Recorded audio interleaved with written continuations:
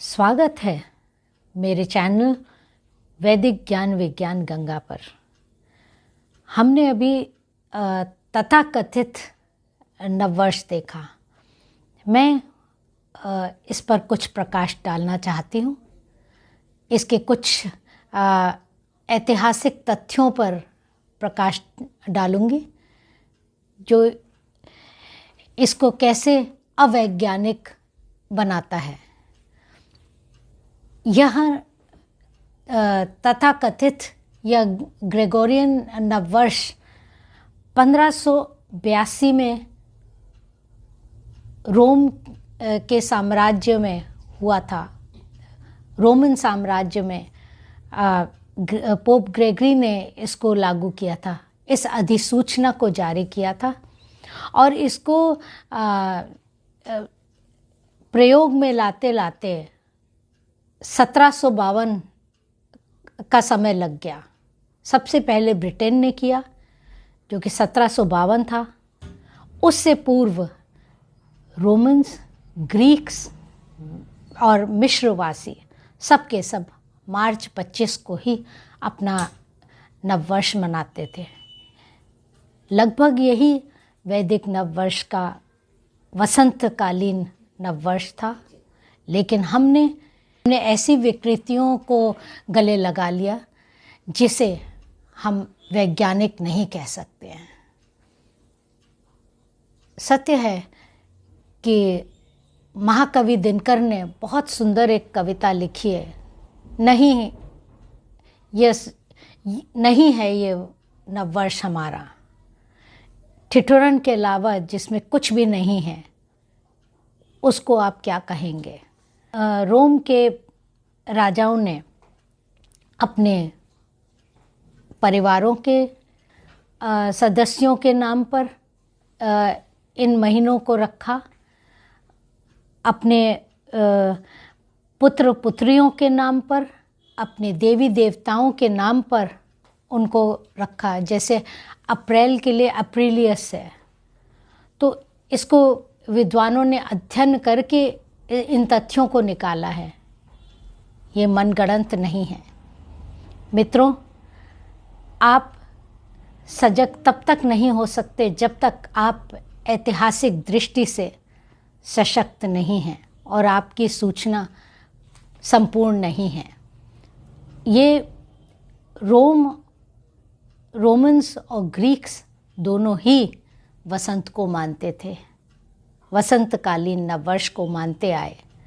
लेकिन pope Gregory ने जब ये शुरुआत की तो मार्च से शुरू होने वाला जो नववर्ष था उसमें दिसंबर 10वां महीना पड़ता था, इसीलिए एक्समस कहा गया है। X means 10 and this was the 10th month. तो ऐसा क्या हो गया कि अचानक 1 जनवरी को बनाना पड़ा। ये अपनी अपनी मूर्खता और दुर्बुद्धि से इसको लागू किया गया।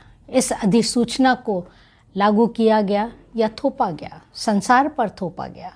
धीरे धीरे सारे संसार ने, किसी ने 100 वर्ष बाद, किसी ने 70 वर्ष बाद, किसी ने 170 वर्ष बाद उसको लागू किया। इसके मतलब यह पूरी तरीके से वैज्ञानिक नहीं था कहीं से भी, किसी भी दृष्टि से। इसीलिए तो किसी ने कभी उसको आरंभ कर लिया, किसी ने कभी आरंभ कर लिया और हमने भी उच्चिष्ट भोजियों की तरह उसको अपना लिया, हमने स्वीकार कर लिया।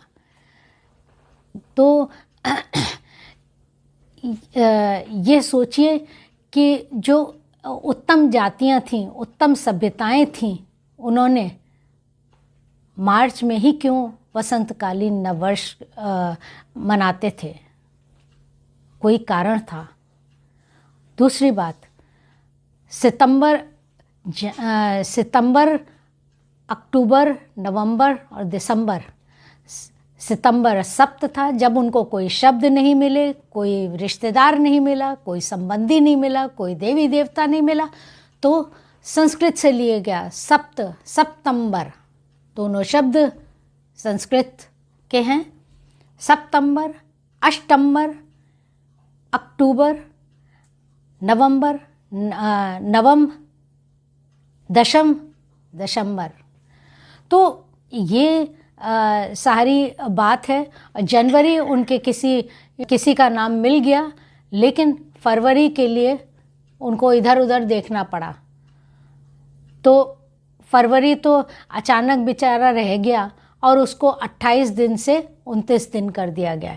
इसमें भी कोई वैज्ञानिकता नहीं है। तो हम अपने आप को सभ्य, शालीन और सांस्कृतिक रूप से सुदृढ़ ना समझें।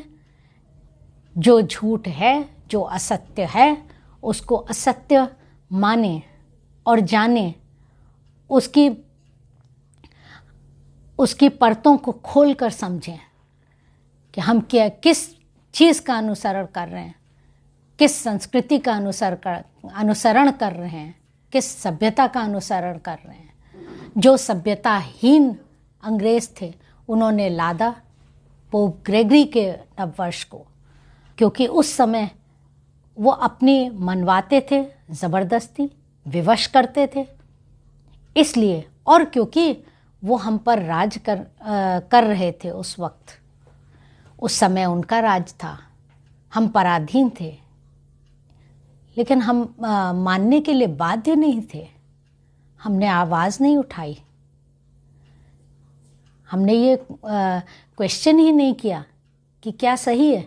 हमारे पास जब अपनी उत्तम संस्कृति थी और वैज्ञानिक तथ्य थे, तो फिर हमने इस रास्ते पर चलने का निर्णय क्यों लिया और गली गली, चौराहे चौराहे पर हम इसको ले आए, बिना ये जाने कि ये सत्य है कि नहीं। सत्य और असत्य में जो खाई है, उसको जानने की कोशिश करें कि हमें किस मार्ग पर चलना है, किस मार्ग पर चलकर हमारी उन्नति होगी। धन्यवाद मित्रों। ओम शम। बाय।